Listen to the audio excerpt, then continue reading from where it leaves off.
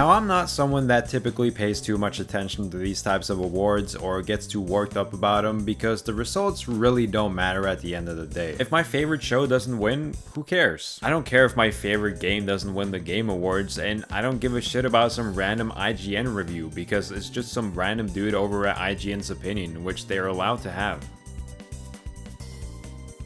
But what the fuck is this? And the anime award goes to Ninja Comic. What the fuck? Ninja Kamui. I'm expecting a monster performance. And the anime award goes to What the fuck? Demon Slayer. I'm looking forward to great comedic moments. Solo leveling.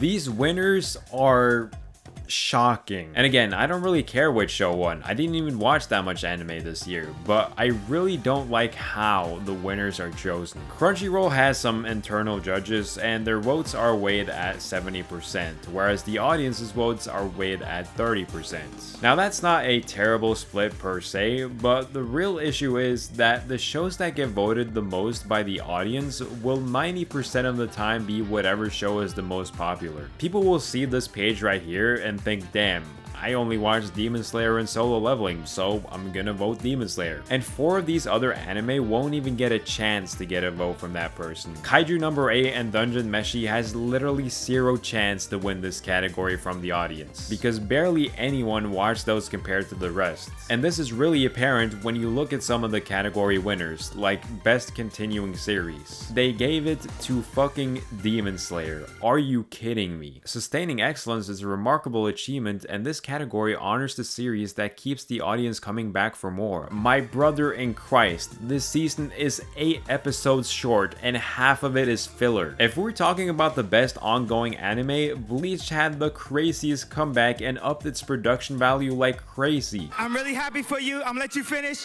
But Beyonce had one of the best videos of all time.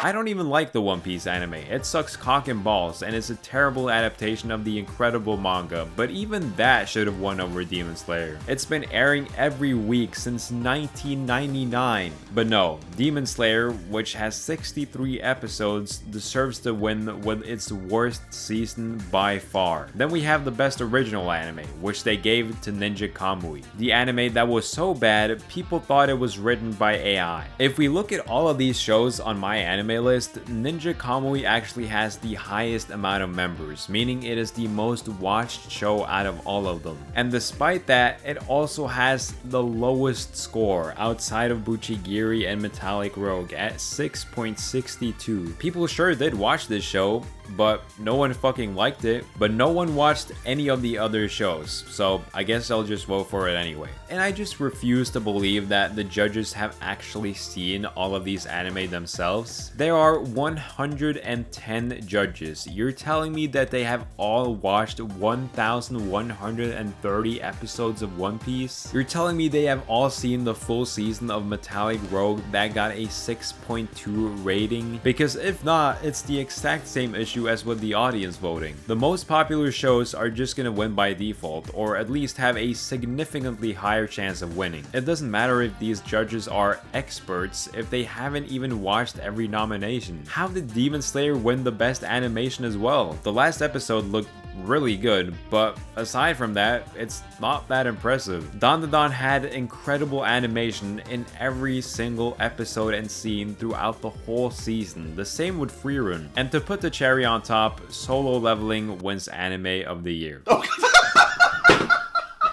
And I'm not mad that Solo Leveling won per se, but again, I can't help but feel that it wouldn't have won if the voting system was different. Instead of choosing just one anime to win every category, why not just let people give number scores to all of the nominations for every category and take the average number? That way, we would get an actual accurate representation of how people feel about these shows. Because I know that as much as there are a lot of people that like Solo Leveling, I'm sure most people can agree that it's not that good. They might give it a good score, but not a 10 out of 10, and a lot of people will probably give it a pretty low score, whereas I know most people that have watched Frieren thought it was amazing and a 9 or 10 out of 10. I don't think popularity should have any say in these award shows. If there's an anime that is incredibly well written and produced, but not that many people have watched it, give it the recognition it deserves instead of rewarding popularity with even more popularity. Sure, you'd get absolute man-children that would go out of their way to review bomb some of them. Dandadan would probably get a lot of people voting it a 0 out of 10 because it has girls in it or something. But man, would that be so much better than what they have currently. I'm not gonna lie, when I first saw all the categories Solo Leveling won, I just had to laugh, man. Solo Leveling must be the most bland, generic, amateur story I have ever seen. What's funny is that it won both Anime of the Year and Best New Series, but both of those categories have the exact same shows, meaning if it won one of them, it would have had to win the other as well. Anime of the Year is just insane, but Best New Series? That is so incredibly ironic because there is absolutely nothing new about Solo Leveling. It has characters you've seen 100 times before, a premise so generic you would think it's a parody, and a main character that feels like he exists solely to make the audience say, "Oh, look at this guy, he's so cool. Look, he's so dark and edgy and emotionless. Isn't he cool?" It genuinely feels like the author wanted to write the Andrew Tate origin story or some shit. And of course, he just had to win main character of the year. If you can't tell, this is the more subjective part of the video. I can only imagine people voted for Jinwoo because of his aura and hype moments. That's kind of what's been advertised as the appeal of Solo Leveling. And you know, I gotta say, Jinwoo has zero aura. His aura feels like it was manufactured in a lab. It's so synthetic and artificial. There are tons of anime characters that have real authentic aura that actually earn it through being a well-written character in the story, but Jinwoo just does not have that in my opinion. It also won Best Action, which in my opinion, aside from the great animation, Solo Leveling has some pretty bad or mid at best action, but you're gonna have to check out this video to see why that is.